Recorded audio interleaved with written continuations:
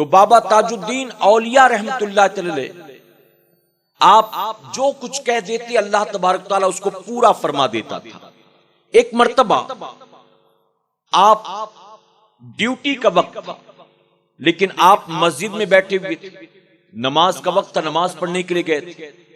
جس ریجیمنٹ میں آپ تھے اس کا جو کمانڈر تھا وہ آیا معائنہ کرنے کے لیے۔ اس نے آ کر دیکھا تو دیکھا کہ آپ مسجد کے اندر موجود، وہ وہاں سے غصے میں گزرا کہ یہ ڈیوٹی کا ٹائم ہے اور یہ مسجد میں بیٹھے ہوئے عبادت کر رہے ہیں جبکہ ان کو وہاں ہونا چاہیے۔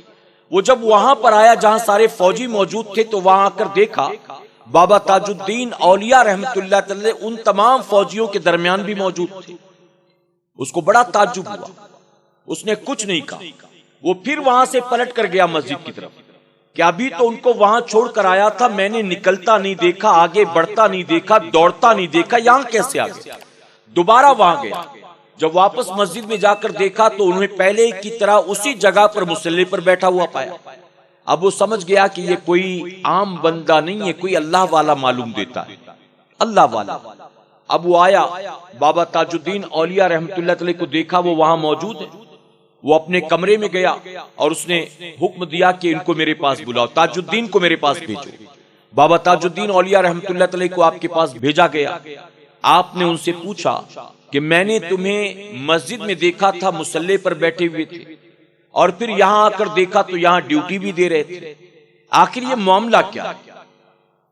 وہاں سے یہاں کب آئے، یہاں سے وہاں کب گئے؟ میں نے آتا جاتا نہیں دیکھا لیکن دیکھا دونوں جگہ پر، تو اس کی حقیقت کیا مجھے آپ بتائیں۔ تو بابا تاج الدین اولیاء رحمت اللہ علیہ نے جانتے ہو کیا فرمایا تھا؟ آپ نے اس کمانڈر سے کہا کہ دراصل میں دونوں کی نوکری کرتا ہوں، میں اپنے رب کی بھی نوکری کرتا ہوں اور میں فوج کی بھی نوکری کرتا ہوں۔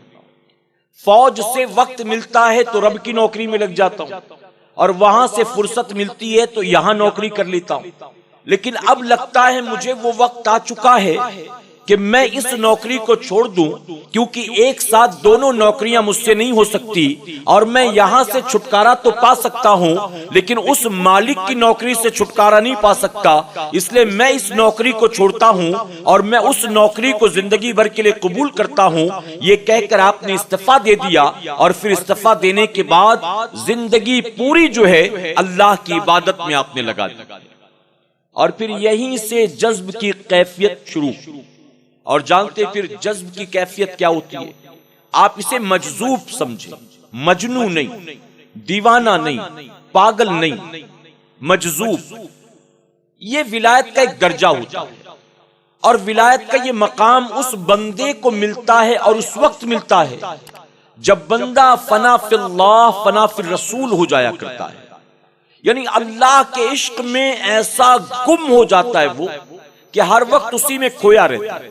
اور فرمایا گیا کہ جب وہ بندہ اللہ کے عشق میں ڈوب جاتا ہے، اس پر جذب کی کیفیت طاری ہو جاتی ہے، تو اس پر سے شریعت کی ساری پابندیاں اٹھا لی جاتی ہیں، یعنی پھر اللہ تبارک تعالیٰ اس کو شریعت کی قید سے آزاد کر دیتا ہے۔ لیکن ایک بات یاد رکھیں، اعلیٰ حضرت عظیم البرکت نے بھی یہ لکھا ہے اور ہمارے اور آپ کے لیے سمجھنا یہ بہت ضروری ہے۔ آج ہر ننگے آدمی کو، ہر میلے کچیلے آدمی کو جس کے ناک رال تھوک بہ رہی ہو، ہر ایسے شخص کو لوگ اپنی کم علمی کی بنیاد مجذوب سمجھنے لگتے ہیں، حالانکہ وہ دعوت بھی کھا رہا ہوتا ہے، لوگوں سے گفتگو بھی کر رہا ہوتا ہے، وہ کچھ پڑھ کر دم بھی کرتا ہے، وہ یہاں وہاں سفر بھی کرتا ہے، یعنی ان ساری چیزوں کے لیے وہ ہوش میں، لیکن جب بات عبادت کی آئے، نمازوں کی آئے، روزے کی آئے، تلاوت کی آئے، ذکر کی آئے تو مجذوب بن جاتے ہیں۔ اور یہ لوگ اس طرح کا کھیل رچا کر دنیا میں اس کا فائدہ اٹھانے کی کوشش کرتے ہیں، اور ہمارے بہت سارے لوگ ایسے ہیں، میں خاص طور پر نوجوانوں سے کہوں گا، جو چرسیوں کو معاذ اللہ مجذوب سمجھتے ہیں، گنجیڑیوں کو، افیمچیوں کو، جو سٹے کا نمبر بتائے، جو جوئے کا نمبر بتائے، پتہ نہیں کون کون سے خرافات کرنے والے، ننگ دڑنگ کسی گلی کوچے میں پڑا ہو، کوڑے کرکٹ کے ڈھیر پر پڑا ہو، مجذوب سمجھ لیتے۔ اعلیٰ حضرت عظیم البرکت نے مجذوب کی ایک آسان نشانی بتائی۔ آپ نے فرمایا کہ مجذوب پر شریعت کی قید نہیں، اگرچہ آپ کو شریعت پر وہ عمل کرتا نظر نہیں آئے گا، لیکن اس کے سامنے جب شریعت کا کوئی حکم سنایا جائے تو وہ اس کا انکار بھی نہیں کرتا۔ یعنی کوئی کہہ دے چلو نماز پڑھنے کے لیے، جیسے وارث پاک کے تعلق سے مشہور ہے، آج ہی تاریخ ان کی گزر رہی ہمارے سامنے سے۔ وارث پاک کے تعلق سے وہ بھی جذب کی کیفیت میں رہتے تھے، مجذوب تھے۔ یہ بھی یاد رکھیں، مجذوب کا کوئی عمل جو ہوتا ہے وہ ہم ہوش والوں کے لیے، عقل والوں کے لیے دلیل نہیں ہوتا۔ ہم یہ نہیں کہہ سکتے کہ بابا تو کرتے اس لیے میں بھی کرتا ہوں، وہ تو کرتے ہیں، اتنے مشہور ولی گزرے ہیں اس لیے میں بھی کرتا ہوں، اچھا وہ کریں تو ان کو کوئی کچھ نہ کہے، میں کروں تو لوگ مجھ پر فتوے لگائیں۔ تو ان کے حال کو ذرا سمجھو، تم اپنے حال کو ذرا دیکھو، وہ کس مقام پر تھے وہ دیکھو، تم کہاں ہو یہ دیکھو۔ مجذوب پر شریعت کی کوئی قید نہیں، لیکن اعلیٰ حضرت فرماتے ہیں شریعت کا کوئی حکم بتایا جائے تو وہ انکار نہیں کرتے۔